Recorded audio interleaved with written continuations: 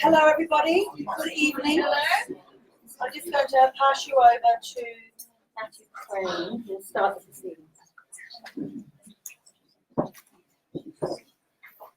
As is our custom here at Pilgrim and at the University of Divinity, we begin by acknowledging the Wurundjeri people of the Kulin Nation as the traditional owners of the land upon which we meet this evening. And we acknowledge that they have never ceded sovereignty. We acknowledge and respect the elders past, present, and emerging of the Aboriginal peoples of Australia. As we gather this evening to hear of the journey for decriminalising of homosexuality in Britain, we also acknowledge the generations of Aboriginal and Torres Strait Islander people who identify or have identified as lesbian, gay, bisexual, transgender, intersex, asexual, queer, or a variety of these things. Recognising that for many culturally and linguistically diverse peoples, it can be a struggle for recognition within their own communities. We honour their stories and their struggles. We acknowledge and celebrate those Aboriginal and Torres Strait Islander activists who have paved the way for acceptance within Indigenous communities and who are role models to young Indigenous peoples in this nation over. We recognise that there is still much work to be done in justice and in reconciliation, in acceptance and in diversity.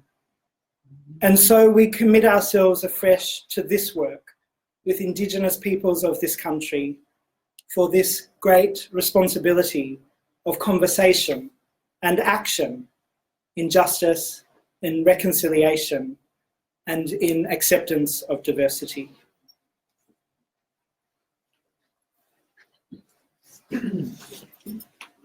Hello, everybody. Welcome.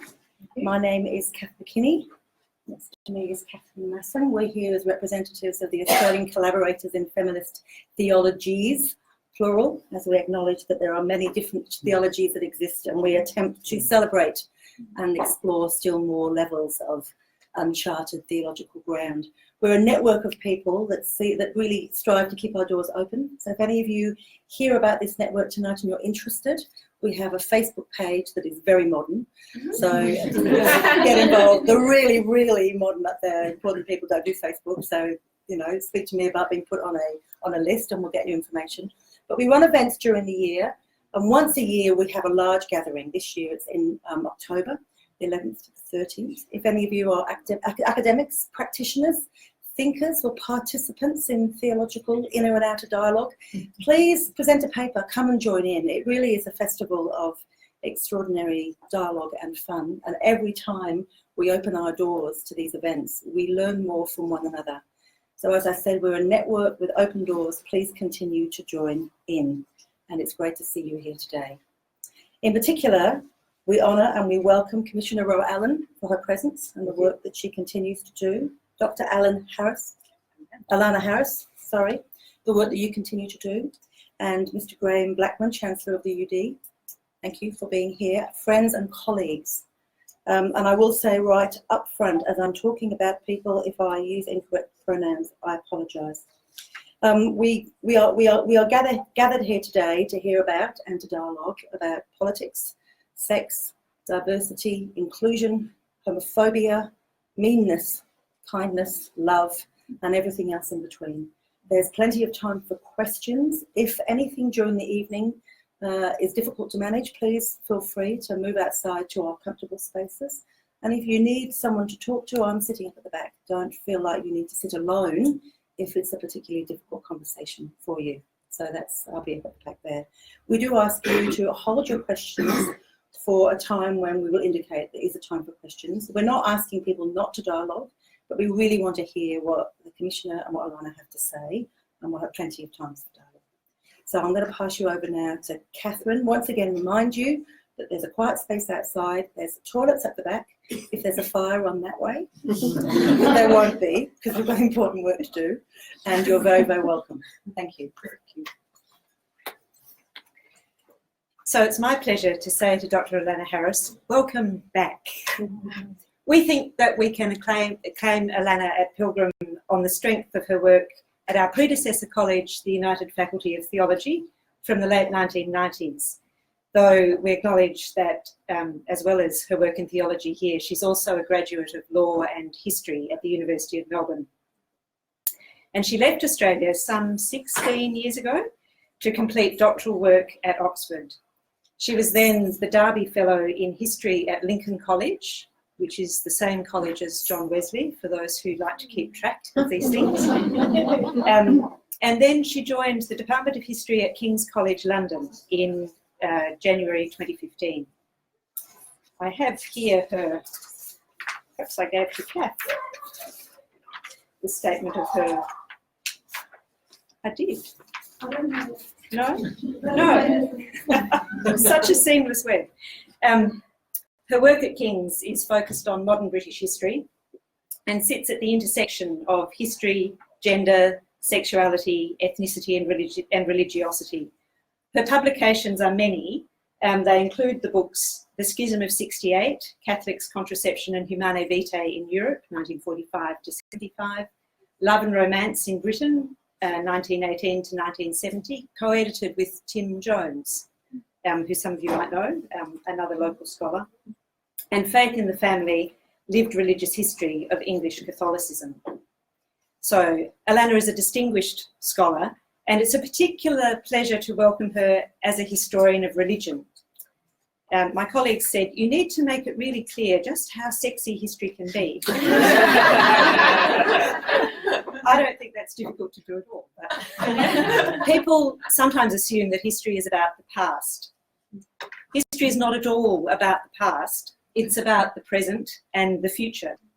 It's a discipline of inquiry and engagement shaped by the questions of the present that enables us to see more clearly the lives and struggles, the patterns of meaning and the forces at work in societies and communities as they change over time.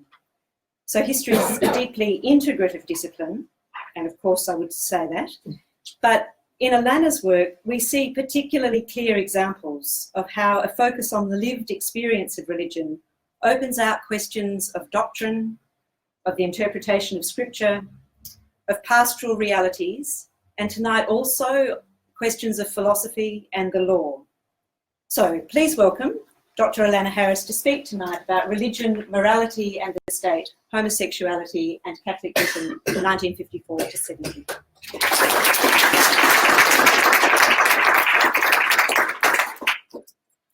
Thank you very much, Catherine. It's an absolute pleasure to be back. I can't believe in a way that this is the first ever paper I've given in Melbourne, at hometown, so it's very, very special.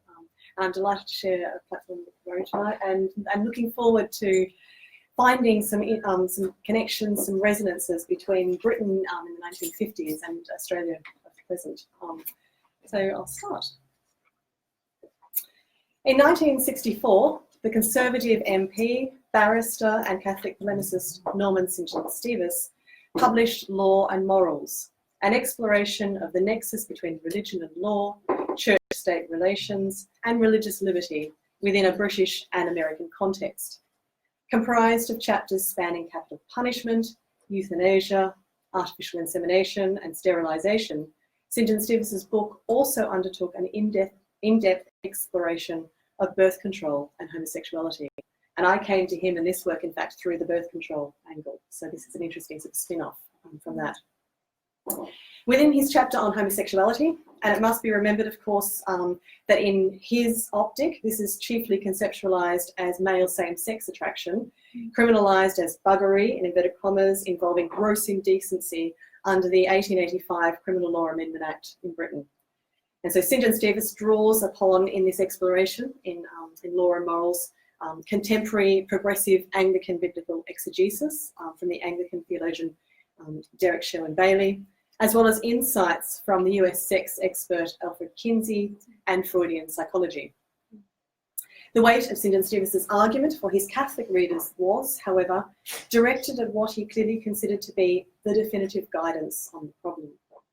Addressing the question of whether Catholic moral thought required the maintenance of a legal ban on all forms of homosexual behaviour, or would it favour the sort of change recommended by a government select committee in 1957, which is known as the Wolfington Report, and its chairman, St John Stevens gave definitive weight to a little-known English Catholic consultative body convened by the Archbishop of Westminster to consider the matter. This Catholic committee quite extraordinarily recommended that a distinction should be drawn between sin and crime, in line with the most progressive opinion of the day and echoing the findings of an equivalent Church of England consultative body. So writing here for an educated English Catholic audience, which was increasingly moving into the middle class and into the professions, St John Stevens was an exemplar and a spokesman for an increasingly powerful constituency within post-war English Catholicism, seeking to reconcile their faith with modernity and to move this religious minority, because you need to remember, of course, this is a religious minority in the English context too, into the mainstream by sloughing off its reactionary, its recusant, and its anti-intellectual reputation. In his remarkable and erudite expositions on non-reproductive sexuality, this Oxbridge-educated urban dandy, and you get a sense of what he was doing in Oxford when he was here. I did some of this too. The punting was never a strong point. And widely respected ethicist, sought to reconfigure traditional Catholic teaching with modern medicine and to redraw the intersections between law and morality. Doing so as early as 1958, St. Stevens was interrogating how Augustinian and Thomistic understandings of natural law could retain a place in the ethical decision-making of modern English Catholics, while moving with increasing vehemence after 1968 towards a profound reconfiguration of what he saw as a common good, which for him meant loving, non-promiscuous, but also non-reproductive sexuality. And you'll hear a bit about how his journey took him to that. So he moves quite a lot from 58 to 68. That's another part of the story. A practical example of St John Stevens' application of this theological orientation was his speech to the House of Commons on the second reading of the Sexual Offences Bill in February 1966. And of course, the legislation was passed in 1967. There he says, "Celibacy is a high ideal. I certainly subscribe to that, but the fact is that few are capable of it. It requires a degree of religious commitment which is quite rare. We know that a sizable proportion of the population, through no fault of their own, are attracted sexually only to members of their own sex. This is not a question of diabolical lust, it is a question of misplaced affections and misplaced sexual drives. Some are capable of a degree of self-control, some are capable of a degree of self-sacrifice and sublimation, but most people in this situation are not. This is a fact which we have to face. And in this situation, the law must be practical. It's not the function of the law to enforce every virtue or forbid every vice. Our rulers and lawgivers are not spiritual directors, thank goodness, to be honest. They are the guardians of the common good. They are the keepers of the peace. The great criticism of the Protestant law is that it's in its extremity drives the whole issue underground, and by its blanket condemnation of every form of homosexuality, creates precisely those underworld conditions deplored. And that was a very, very strong argumentative position in the campaign for decriminalisation. I mean, it's interesting the kind of rhetorical manoeuvres required to actually start to convince the public to back this piece of legislative change. So in this impassioned, highly personal and pragmatic intervention, a year before the law actually was then passed, it seems probable that St John Stevens spoke from a well-informed perspective and most likely personal experiences of incidents of human suffering, as he calls it, through this law. His stance 2 years later on the Pope's ban on the pill and his reflections on the trials of heterosexual couples embracing marital sexuality and seeking to avoid unfettered childbearing also drew the ire of Catholic traditionalists, who maligned him as Pope Norman.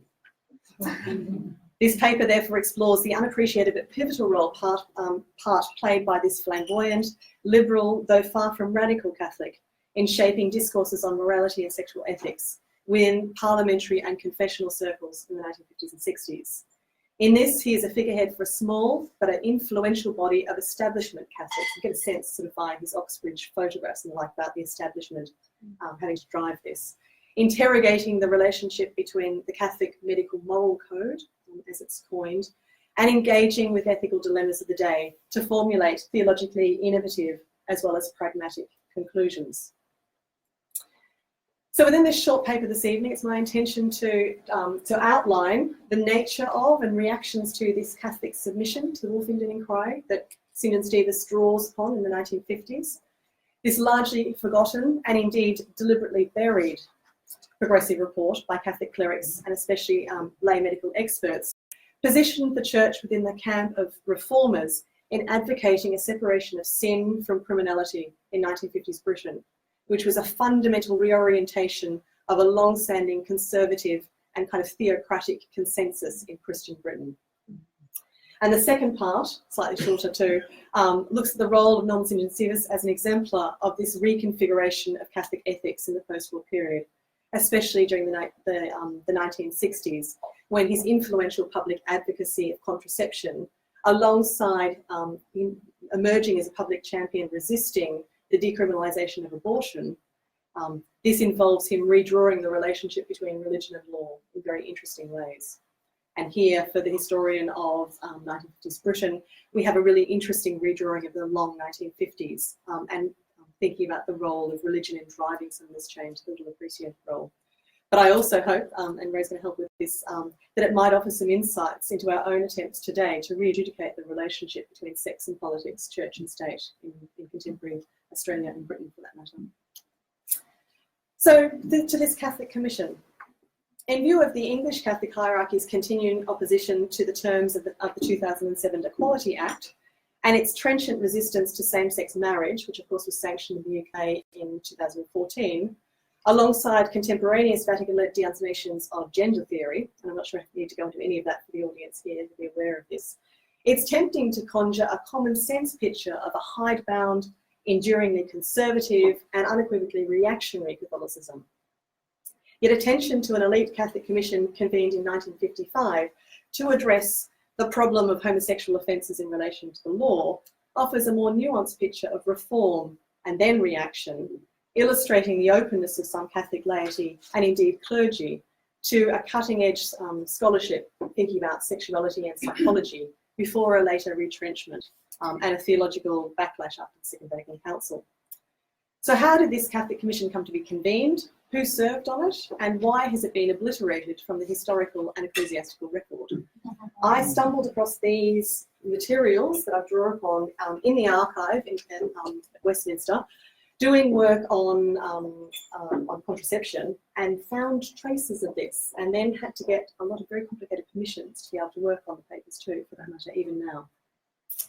So contained within a detailed briefing note on the commission to the Bishops' Conference when he took up the episcopacy of Westminster in 1958, William Godfrey outlined to his fellow bishops of England and Wales the circumstances surrounding Catholic involvement in the high-profile and sensational recommendations of the government's 1957 Wolfington report. This is kind of a sort of a sense of what he's inherited and trying to explain it to his brother bishops. It's clear that this explanatory document was intended as a post facto exercise in damage control, an inventory prompted and an intervention prompted by widespread press interest in what they termed a Catholic endorsement of decriminalisation, as well as an attempt to differentiate his leadership of the English Catholic Church from that of his predecessor. And his predecessor was, of course, Cardinal Bernard Griffin, who's perhaps best known for his ecumenical cooperation with the Archbishop of Canterbury, William Temple, in the Second World War, formulating a united Christian approach to the Blitz and collaboration on the home front. So as Godfrey's survey and the memo related, all this came to pass because there was an initial request from the Home Secretary seeking to appoint a Catholic onto the Departmental Committee, which resulted in the Marquis of Lothian's membership and, by coincidence, Mr. William Wells, who was a Catholic QC. The Minister subsequently requested an audience with Cardinal Griffin after the committee had convened to solicit evidence from a specifically Catholic perspective. And in response, the Archbishop invited the chaplain of the University of London, who was later to be the administrator of Westminster Cathedral, Monsignor George Tomlinson, to form a small committee of experts in December 1954. This resulted in the constitution of an advisory body comprised of mostly middle class, professional laymen and some women to explore this contentious and complex issue. This was a largely unprecedented initiative in the pre-conciliar English Catholic Church, though broadly in line with what Cardinal Griffith was doing with his wartime civic commitments. And also he set up the Catholic Marriage Advisory Council, which within bounds was offering policy advice on marital relationships, sex education and family planning. So it's very interesting in terms of where Griffin is starting to reorientate the English Catholic Church. Convened from January 1955, the advisory body met fortnightly over 6 months and was comprised of these individuals here. So we've got a professor of moral theology at St. Women's College, a parish priest, a pioneering psychiatric social worker involved in London County Council hospitals, a probation officer, and very, very interestingly, Dr. Eric Strauss, who was president of the British Psychological Association and one of Britain's leading neurologists. And as we'll see in the course of things, another very important appointment, Mr. Richard Elwes, who was a QC and a recorder in Nottingham, and who actually appeared before the Wolfington Commission in his own right, denouncing police arresting practices under sort of the existing law and defending blackmail victims in investigation and prosecution of homosexual offences in Derbyshire. So despite my very, very assiduous efforts to trace the workings of this so-called Griffith Committee, I mean, they're meeting fortnightly over 6 months, there should be a paper trail, because it's known to have actually, I mean, there are traces that say that they started to interrogate moral teaching and to think about people's statements on homosexuality in the past. Its internal workings are lost to the historical record. Records are extraordinarily missing from Cardinal Griffin's files at Westminster Diocesan Archive, and Monsignor Tomlinson's papers were not kept by the University of London Chaplaincy. It's also highly curious, as one of the foremost historians of the Wolfingen Committee has noted, that materials surrounding Catholic submission is not present within the National Archives. Fortunately, however, at the suggestion of the Home Office, which was very, quote, enthusiastic about this evidence, the committee's final submission was printed in its entirety in the 1956 summer edition of the Dublin Review, which was an intellectual Catholic quarterly.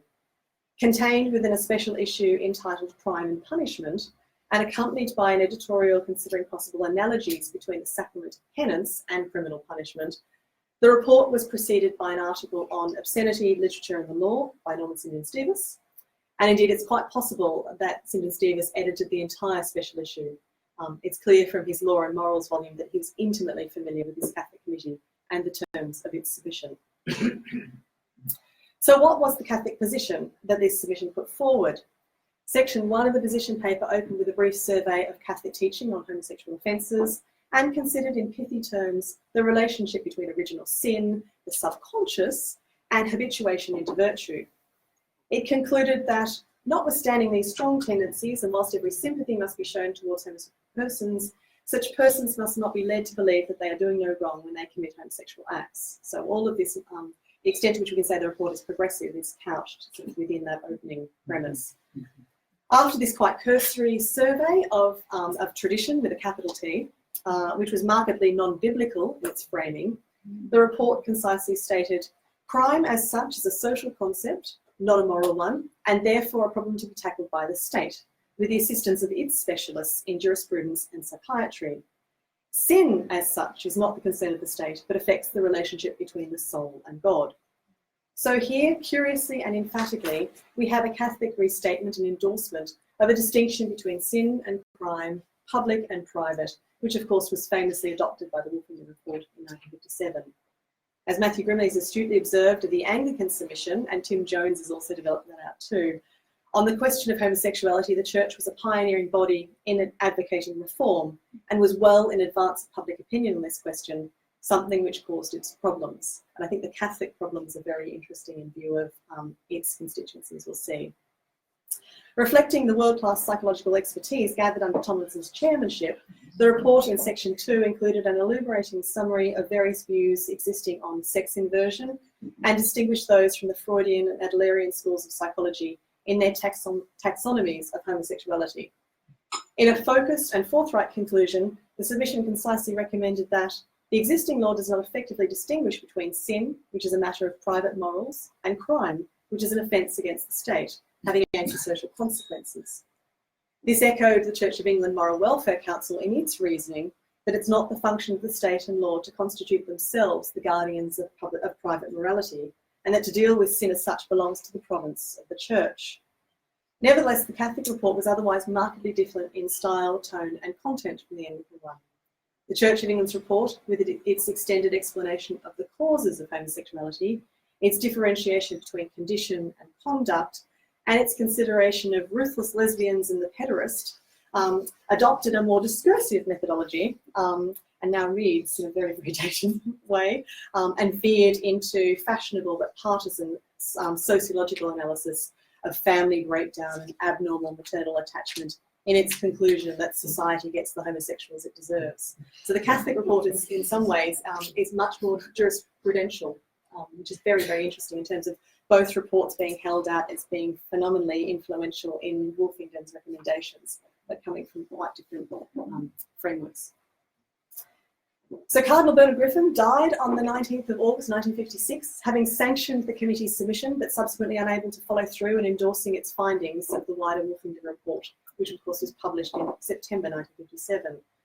His successor, as you will have gleaned, was of a markedly more conservative and cautious temperament, and it's only through his episcopal papers, which focused on the public relations issues, that what little is known of the Commission survives. Nevertheless, following the publication of the Catholic Submission in the Dublin Review, which I mentioned, and a brief commentary in the leading journal Theological Studies, there were extensive and conflicted reactions in the Intellectual Catholic Weekly, The Tablet. This was generated by Leo Gradwell's initial analysis in December 56, which praised the Catholic Submission's firm foundations and remarkable clarity of expression, but feared that in advocating repeal, it might be regarded as a homosexual's charter. This generated a lively letters to the editor correspondence. Historians love letters to the editor correspondence. Initially from a London-based anonymous Temple barrister who demurred in this largely pagan age, if the law is not to attempt a restraining hand on private sin between males, who is? An immediate rejoinder followed from the committee member Richard Elwes, who contested Gradwell's characterisation. I think that would be the same end of court too, actually, this anonymous barrister, who contested this characterisation of the criminal offence as a dead letter and the homosexual blackmailer as a quarter myth. He's drawing on his own experience in defence as I mentioned. He moreover dismissed the writer for overlooking the distinction between sex and crime he believed applicable in every Catholic country, and for choosing the tablet as a medium in which to disturb the foundations of Christian penology. Finally, the correspondence from Elizabeth Abbott of Thaxted, which was actually a radical hotbed of Christian socialism, in fact, concentrated on the Catholic Commission's recommendations on prostitution. So that's the other interesting thing, the two issues were joined together in the Wolfington Commission, but praised its deep and careful consideration of the problems involved and concluded, we should all be grateful for this report, brief, wise and just. A more sustained and critical correspondence, however, was elicited by the publication of the Wolfington Report itself in September 57, drawn by media coverage which foregrounded the supportive contributions of the churches. In one radio broadcast, for example, Sir John Wolfington praised the Catholic Submission as the clearest statement of the issues and reserved special commendation for the contribution which the Catholic authorities had made to considering the problem of homosexuality. Public commentary was most pronounced in the tablet, initiated by a lengthy and lucid contribution by Dr. Letitia Fairfield, who is a long-standing Chief Medical Officer of the London County Council, a trained lawyer, and a lifelong public speaker on contraception, venereal disease, and prostitution. My next project is writing her biography, and as I said to a couple of people pre this, this I think is the only time she falls on the wrong side of the issue in many ways. And she was also born in St Kilda, so there's a lot of I've got to love her for that. Entitled The Reservations of Mr Adair, Fairfield drew attention to the sole dissenting report of the distinguished Scottish lawyer who served on the Wolfington inquiry to conclude, one would much prefer to support the committee's recommendations, who would not rejoice in relieving the distress of men caught in such a wretched dilemma, but the reformers have not answered Mr Adair's comments adequately. It is not, as they suggest, that one fears that the removal of sanctions would open the floodgates, but that it would allow scandalously corrupting situations to arise, which there would be no means of controlling. Far too many of our fellow citizens cheerfully assume that if a thing isn't expressly forbidden, it can't be very wrong. This criticism, perhaps surprising from a prominent Catholic commentator, often considered progressive, and she'd done some work on lesbianism in the armed forces in the Second World War II, and had sort of said, if we don't see it, we don't have to act on it, drew a sharp response from Richard Elwes. His eloquent but acerbic intervention accused Dr. Fairfield of callousness in view of the disproportionate effect of this ineffective and inequitable law on suicide rates and public shame. He bluntly concluded, Dr. Fairfield's article shows how even a superior and sensitive intelligence can accept what would not be tolerable if we're not accustomed to it. He continued in highlighting the formidable body of opinion, theological, medical, sociological and legal, which has found expression in this recommendation, including through Cardinal Griffin's committee, which should be respected as representative of the Catholic body in this country. Fairfield's rejoinder, unsurprisingly when you know her, was similarly spirited and opened with a reflection on the Catholic committee, which she acknowledged as providing an authoritative theological exploration while maintaining basically that the Catholics of the country had not been asked about this, and if they were, a very different sort of opinion in terms of sort of a grassroots estimation may emerge. The correspondence about the committee and its recommendations rumbled on for 3 months in a variety of Catholic press, with the tablet's December editorial adjudicating the undesirable social effects of decriminalisation, which would lead to an immediate campaign to get rid of the social disapprobation as well. Meanwhile, the Catholic Herald, in an editorial entitled Sins and Their Consequences, maintained the traditional Catholic theological position, which it claimed was a distinction between natural and unnatural, and therefore a differentiation between heterosexual sin, fornication and adultery from homosexual acts, with some breaches of the moral code being more or less grievous. And actually, lots of discussion around the distinction between sin and crime then turn on what we make of fornication and adultery if we're to actually sort of start to explore this through a natural lens. Behind the scenes, Cardinal Godfrey sought to have conversations with key players.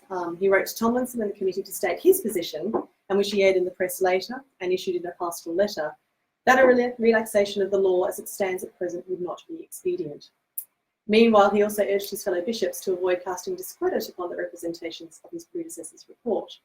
So this was a classic sort of protection of the office manoeuvre alongside concern for the disturbance of the ordinary faithful. And interesting in these machinations that we have sort of this, that ultimately explains for me why the papers are missing. A letter from Richard Elwes, who was to be allocated to the High Court 12 months later, to the Archbishop was far less placatory. He asserted his understanding that we were accepted as putting forward the representative Catholic point of view, and as a legal member of the Cardinals Committee, I begin to feel a little short of clerical support. A similarly robust defence of the committee's conclusions was advanced by Father John MacDonald of Ware, assuring with classic sort of English understatement that the Archbishop, that the submission was not prepared in a hurry. He forwarded a detailed commentary on the Wolfinger report, which he described as, on the whole, a sane and balanced report, taking into account the difficulty of the matters dealt with, and which I feel has had an unfair treatment in the press. In the months following, the lawyer, Richard Elwes, would emerge as the most forthright and staunch defender of the legitimacy of the Catholic progressive perspective against clerical critique and press criticism, sparring, for example, in The Universe with a Franciscan, which you see.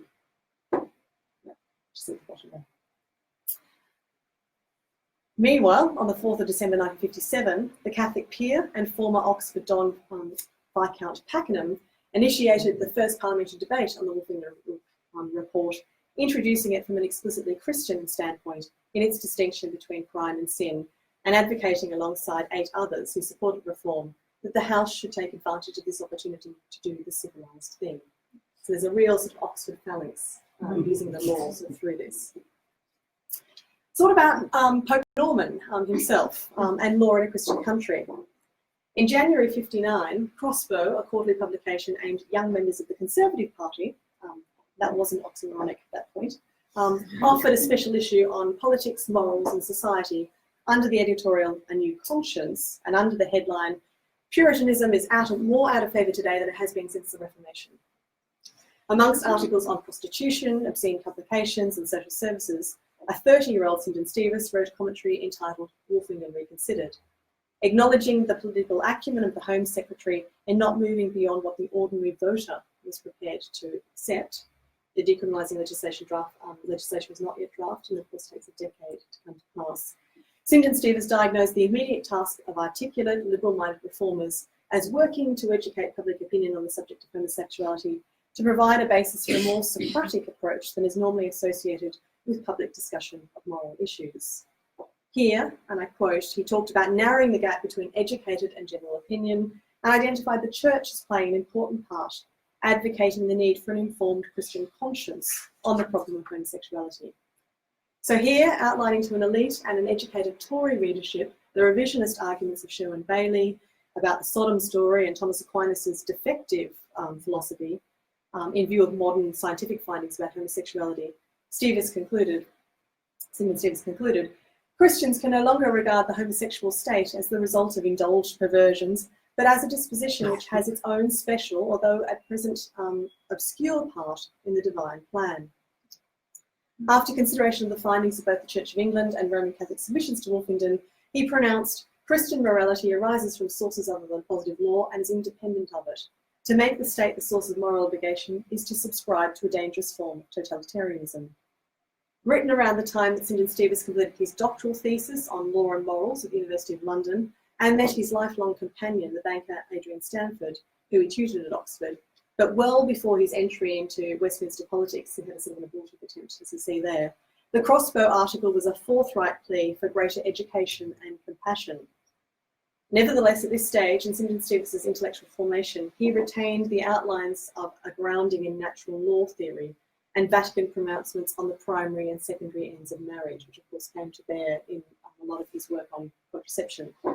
Within this same article, he definitively stated, for the Christian, the sexual act is not only relational but conceptual and may legitimately be used only within the marriage bond. Accordingly, homosexual love, however elevating the experience it may be in individual cases, must not be expressed in sexual acts, nor can homosexual relations ever become institutionalised in a Christian society. As St John Stevens' later reflections on faith and politics made clear in 1984, when he published a book called The Two Cities, there was considerable evolution in his moral theology and his sexual ethics across the 50s, most evident in his changed position on the need for the sexual act to be relational and conceptual.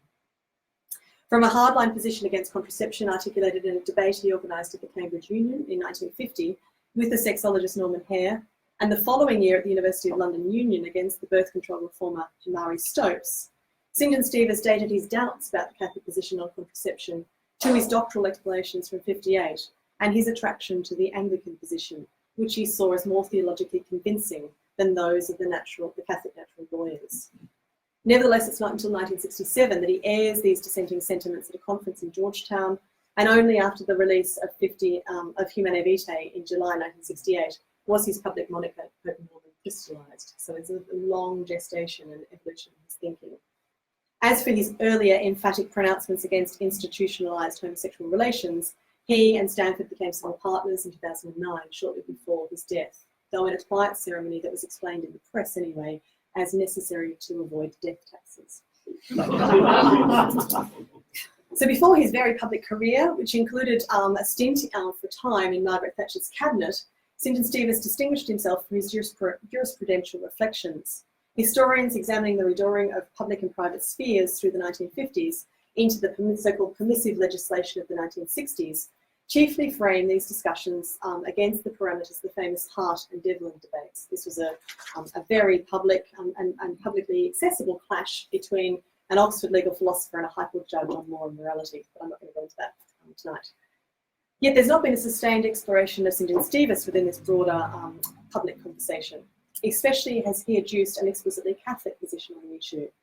This took the form in his 1961 publication, Life, Death and the Law, which in the chapter on homosexuality concluded that contemporary medical knowledge on the state of inversion must also modify the traditional Christian views, and he urged identification of the common ground in the common good, or a moral consensus, drawing upon Newman for that really. Within this highly regarded and widely circulating publication which scrutinised Devlin's Maccabean lecture in depth, St John Stevens argued that the purpose of the law is to make good members of the earthly, not the heavenly city. As he reflected, only those moral offences which affect the common good are fit subjects for legislation. As a guide to what constituted the common good, St John Stevens identified public order, civil peace, the security of the young and the weak and the inexperienced, and the maintenance of the civilised decency of public behaviour. Directly distinguishing his definition of the common good from those of abstract natural law enthusiasts, St John Stevens mobilised the touchstone for English Catholics, which is always Newman, to conclude, the pursuit of the common good is not the chase of the absolute, but more often than not the selection of one amongst a number of warring expedients. Seeking to gloss this further, he concluded, the law is nothing else than the collective conscience of the community on those issues which cannot be left to individual choice. Insofar as the community is faithful to the Western and Christian tradition, it may reflect higher norms, but the state is not competent to create a moral order through the medium of law. Its true function is to define, to make effective, and possibly to preserve society's preeminent moral views. The law systematises conscience and to that extent has moral authority, but consciences can err and the law accordingly cannot guarantee rightness. Like Devlin, an identification of the common good also undergirded St John Stevens' jurisprudential and moral conclusions, but simultaneously he viewed the Church as an organic body capable of development. Natural law should be modulated through history, through intellectual inquiry, and most importantly, and here's Newman again, the believer's conscience should be acknowledged as the Aboriginal vicar of Christ. As St John Stevens explicitly pronounced in Life, Death and the Law, the Christian lawmaker must constantly scrutinise the data provided by the social sciences, by history, economics and psychology, and see how theological principles are to be modified into law. And with a characteristic light-hearted flourish, he surmised, good theology is no guarantee of good government. If it were, Catholics would be placed in a nice dilemma by the history of the Papal States. And we can carry that further, actually, on from the Papal States, I think. In St John Stevens' very public stance from 1967, endorsing homosexual reform and advocating the morality of the pill, while vigorously opposing abortion law reform, he would appeal to the theological principle of the sensus fidei, or the insights of the laity, in justifying his Vatican II informed pontifications and the acts of pontifications on liberty, the primacy of conscience, and a personalist morality. So to conclude, and I've included a very sort of frivolous sort of take here in terms of thinking about St John Stevens and his role for English Catholics. Within this talk, I've explored a spectrum of Catholic reactions to homosexuality in the period from the 1950s, from the submission of Cardinal Briford's Catholic Commission to the Wolfington Inquiry, and the conflicted responses that its recommendations elicited from laity, clergy, and the episcopacy. I've contrasted these conflicted approaches with the jurisprudential and theological attempts of St John Stevens to forge an updated but traditional Catholic position on homosexuality that fused natural law teaching with the insights of biblical exegesis, modern medicine, and sexual psychology. As this exposition has illuminated, the attempts of St John Stevens and the Griffith Commission to formulate a new compact between religion and law in a liberal and pluralist society were doomed to failure. These were derailed for a time by the forces of conservatism within the Roman Catholic Church itself, and have subsequently been forgotten in accounts of secularising forces of permissiveness that culminated in Leo Abse's legislation, which decriminalised homosexuality in 1967. And for me, preparing the talk tonight, I looked at the legislation in Victoria around homosexuality and was absolutely shocked to find that the death penalty for sodomy was still in the Victorian books until 1949. It was abolished in 1861 in the UK, and that decriminalisation, which attached to 20 years imprisonment, only occurred as late as 1981, which I'm sure is all grist to your mill. So throughout the discussion, I've argued that there's a strong case for re-examining the contribution of religion, including Catholicism, to the formulation of a new architecture of British sexual subjectivity in the wake of the Second World War. In sketching out these historical episodes from 50 years ago and the other side of the world, but within a jurisdiction still closely tied to Australian society by law and relational ties, I hope I've offered some suggestive prompts to thinking now about many of our current theological dilemmas, which I think turn on the boundaries between law and theology, the relationship between sex and politics, and for a myriad of reasons, and within a heightened impetus in the Australian context, the need to reappraise the relationship between church and state. So I look forward to Rose's reflections from her position as State Commissioner for Gender and Sexuality and to the discussion that follows. Thank you very much. Friends, as a bridge into this next section, I'd like to welcome Katisha Taylor, who's a student at the University of Divinity, who will frame Rose's response for us.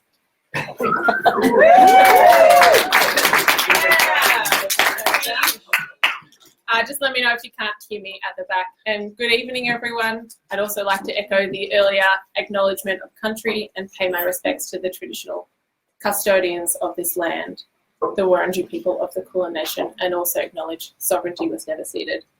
And I'm really honoured to be sharing some of my story with you this evening.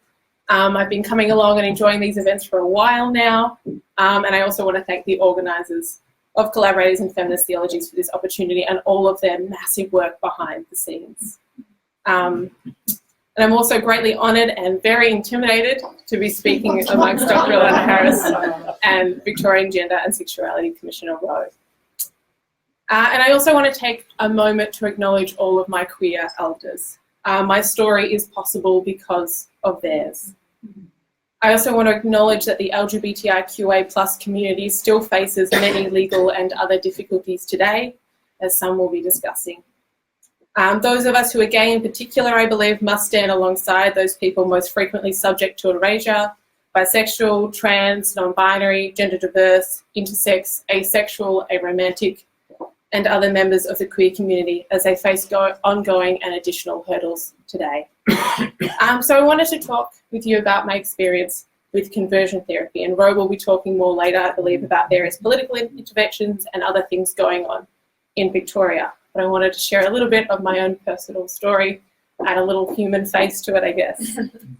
So I never went through formalised conversion therapy, and if you had asked me a year or two ago whether conversion therapy had impacted my life, I would have said, nope, not me.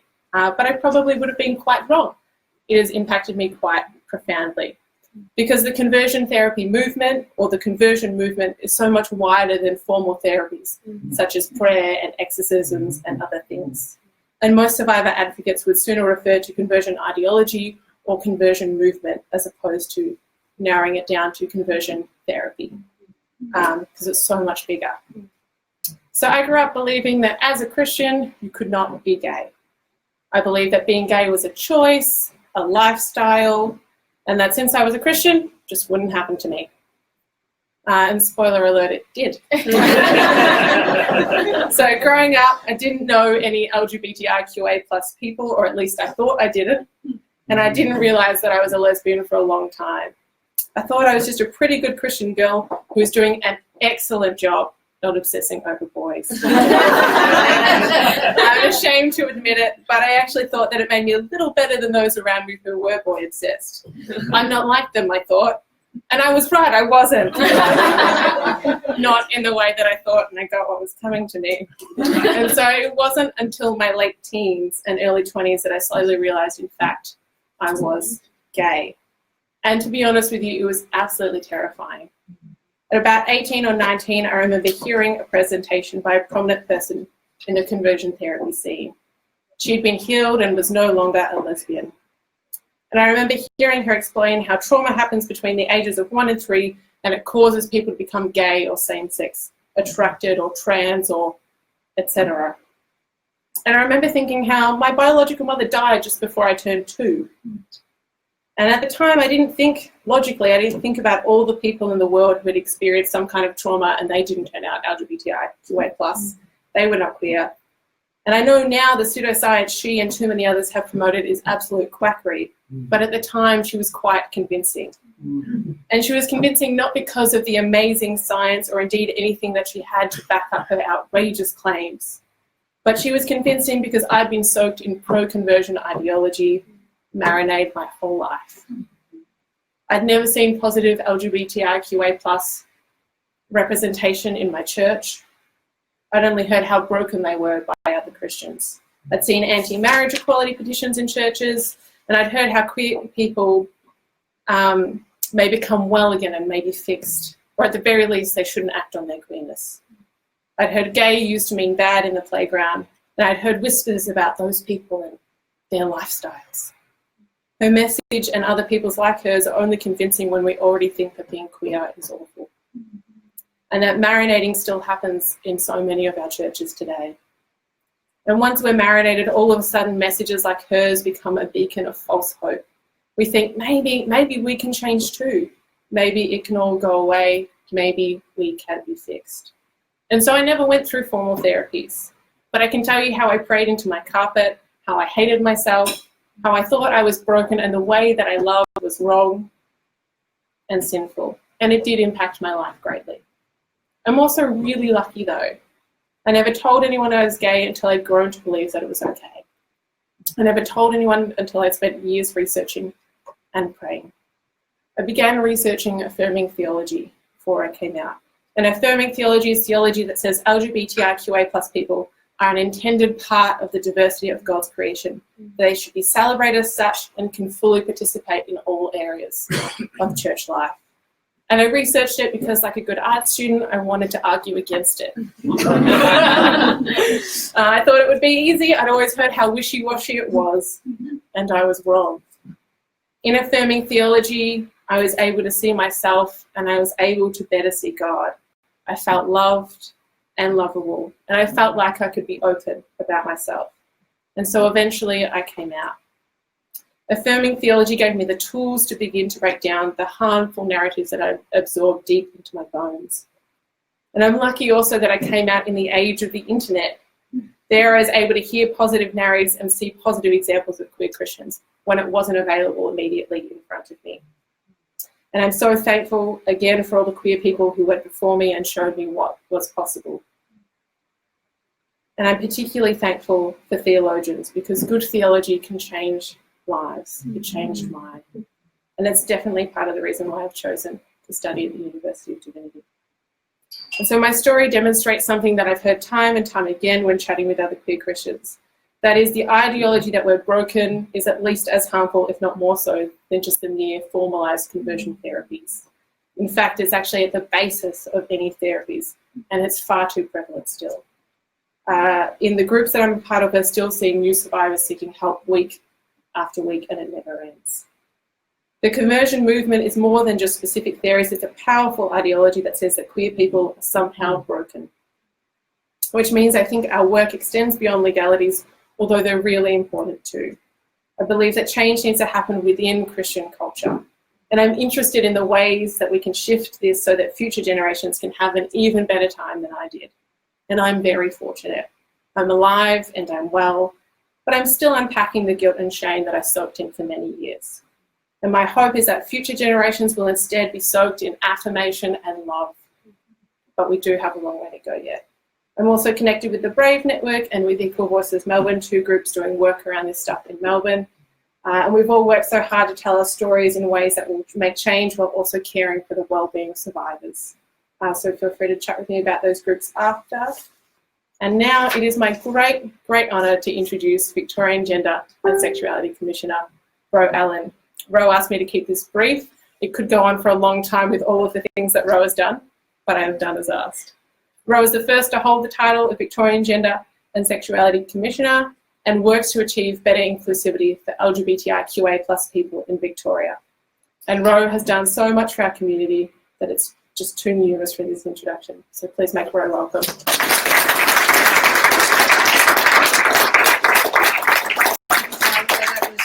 That was really heartfelt, and now I'm intimidated. Okay, so can I first acknowledge that we meet on Aboriginal land of the Wurundjeri people of the Kulin Nation and pay my respects to Aboriginal elders past and present. And I was really fortunate in this role to be able to spend time with what's now the Victorian Koori Network, and we were able to fund LGBTI Aboriginal and Torres Strait Islanders. And as they've taught me to do, and it's great to see others do it too, I like to acknowledge my own elders. Elders of the lesbian, gay, bisexual, trans, gender diverse, and intersex community, because there wouldn't be a commissioner in Victoria without the work of the elders that's gone before me. I think of Aboriginal elders like so many, again, so many to name. Dr. Alana Harris, this is not going to be a formal response other than three things that it provoked for me. And I was saying to you earlier, I think, Catherine, you've met your KPIs. You were able to make it sexy. And from the Sexuality Commissioner, it was sexy. I don't know if anybody else noticed how camp the photos were. Maybe the wigs, maybe the outfits. But what it did raise for me was how much of the discourse has been driven by internalised homophobia, by the people that are the louder they protest. And history is today as well. And I think that we do hear some of the loudest voices coming from a place of internalised homophobia, biphobia, and transphobia. I just put that out there while live on Facebook. But I think that's something that I should remember as well. And I remember there was a protest, and there was it was during the marriage equality campaign, and there was 12, like 12 disciples. There were 12 young people. They wouldn't have been older than 25, somewhere between 18 and 25, standing up saying, very, very printed, very, not texter, but very polished printed signs around, God not accepting homosexuals and loving homosexuals, but not the homosexual sin. And my staff, who weren't much older or around the same age, said, we want to go and protest these young people. Commissioner, come with us, we want to go and protest these young people. And I went down to see what they were talking about, and I remember looking at them and thinking, oh my goodness, they're probably part of the conversion program in one of their churches. And I explained that to the staff, and so we took a few photos, but we blocked out the faces, and it does remind me also of some of my own conversion practices.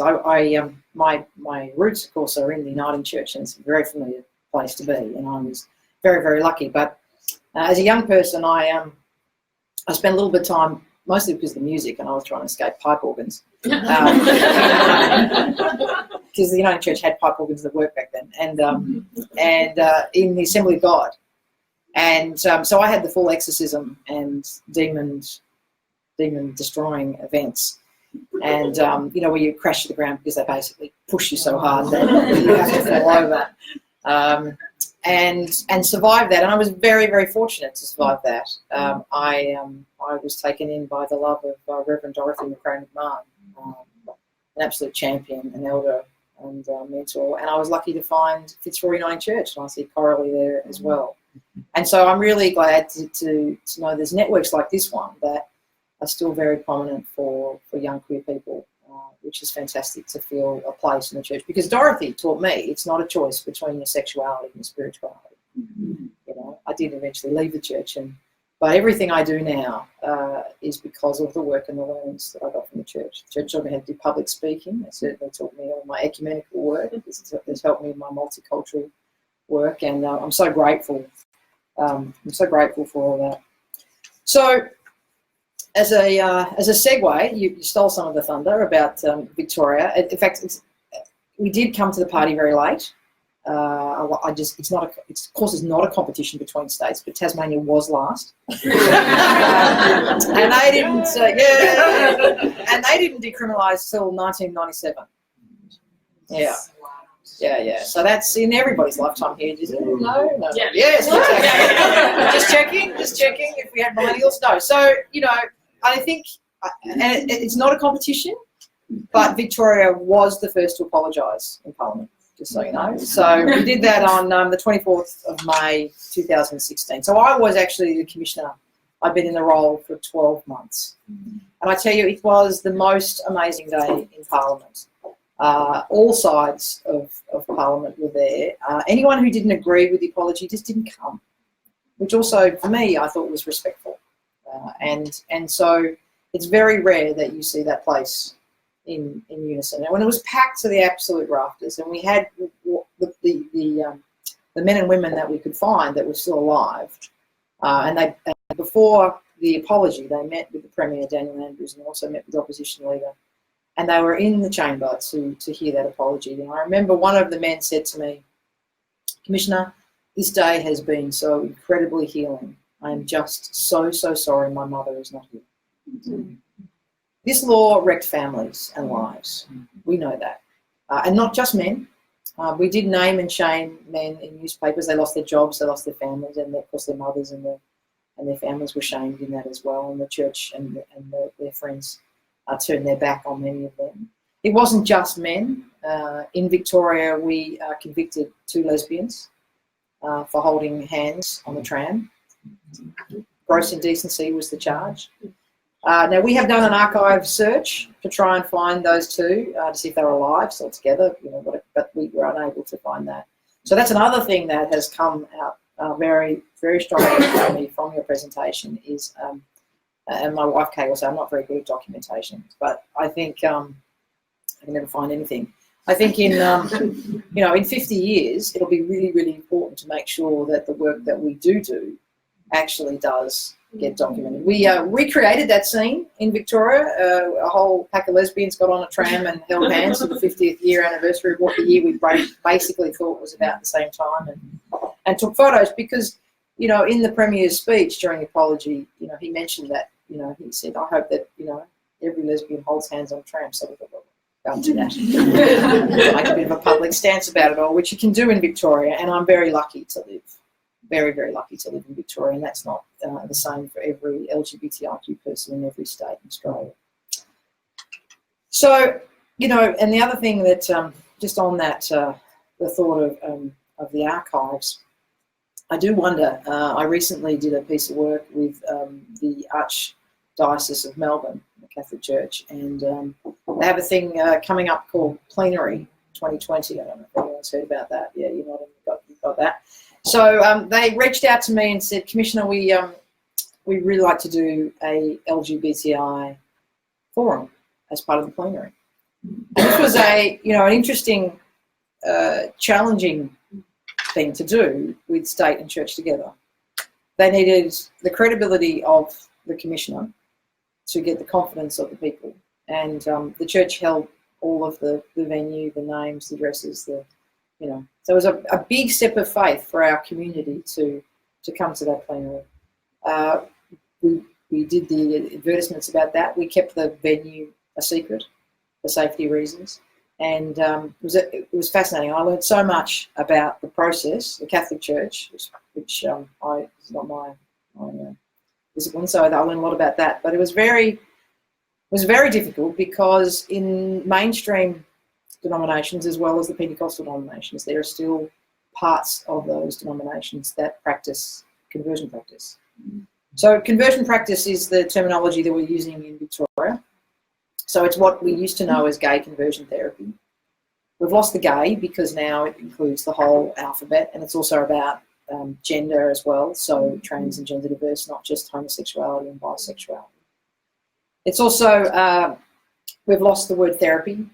We've not given that any more power than it deserves. You use the word quackery. The Premier of Victoria used the word quackery in his statement that this year at Midsummer, at the Pride March we have once a year, the major piece that he announced was that he was going to outlaw conversion practice in Victoria. Again, the first state to do that. So that's a piece of the work that I'm working on. That comes out of an inquiry that the Health Minister asked the Health Complaint Commissioner, Karen Cusack, to undertake.